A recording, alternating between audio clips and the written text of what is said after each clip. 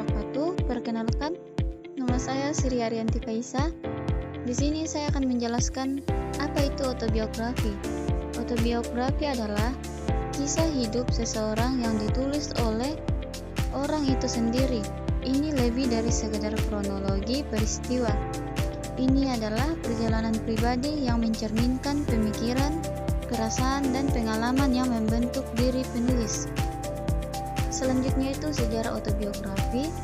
Yang pertama itu awal mula konsep autobiografi dapat ditelusuri kembali ke tulisan kuno seperti pengakuan karya Siti Agustinus pada abad keempat.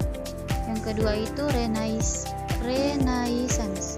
Genre ini berkembang pesat di era Renaissance dengan tokoh-tokoh seperti Benvenuto Cellini yang menceritakan petualangan hidup mereka. Yang ketiga itu abad pencerahan.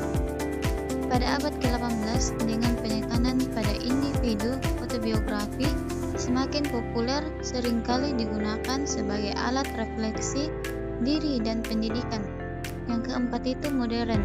Saat ini, autobiografi mencakup berbagai bentuk dari memor selebriti hingga kisah-kisah biasa yang menginspirasi.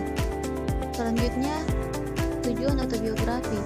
Yang pertama itu refleksi diri, memahami perjalanan hidup dan pelajaran yang didapat. Yang kedua itu warisan, meninggalkan jejak bagi generasi mendatang. Yang ketiga itu inspirasi, berbagai pengalaman untuk memotivasi orang lain. Yang keempat itu penyembuhan, memproses trauma atau pengalaman sulit. Yang kelima itu pendidikan, memberikan wawasan tentang suatu era atau profesi. Adapun tantangan dan kebahagiaan dalam menulis autobiografi. Tantangannya itu mengingat detail yang akurat, menjaga objektivitas terhadap diri sendiri, berhadapan dengan kenangan yang menyakitkan, mengatur alur cerita yang menarik, memutuskan apa yang harus disertakan dan dihilangkan. Apa itu kebahagiaan? Proses penyembuhan dan pemahaman diri, membagikan pelajaran hidup kepada orang lain, menciptakan warisan yang abadi, menghidupkan kembali kenangan indah. Yang terakhir itu merayakan perjalanan dan pencapaian pribadi. Selanjutnya itu etika dan privasi dalam autobiografi. Menulis autobiografi seringkali melibatkan orang lain. Penting untuk mempertimbangkan aspek etika dan privasi.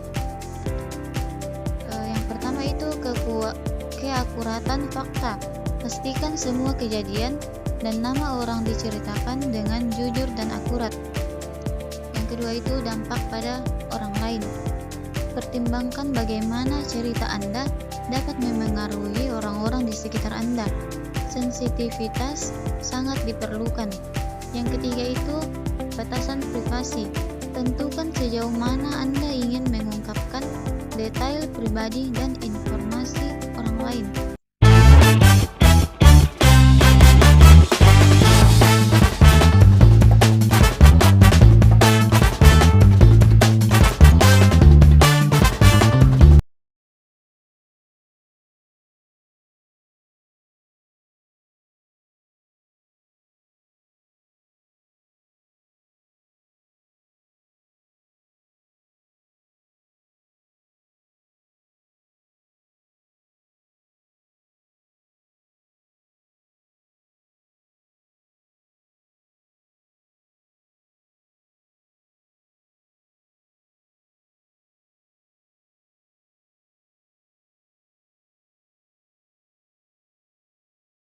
Jenis-jenis autobiografi. Memoir fokus pada periode atau aspek tertentu dari kehidupan penulis.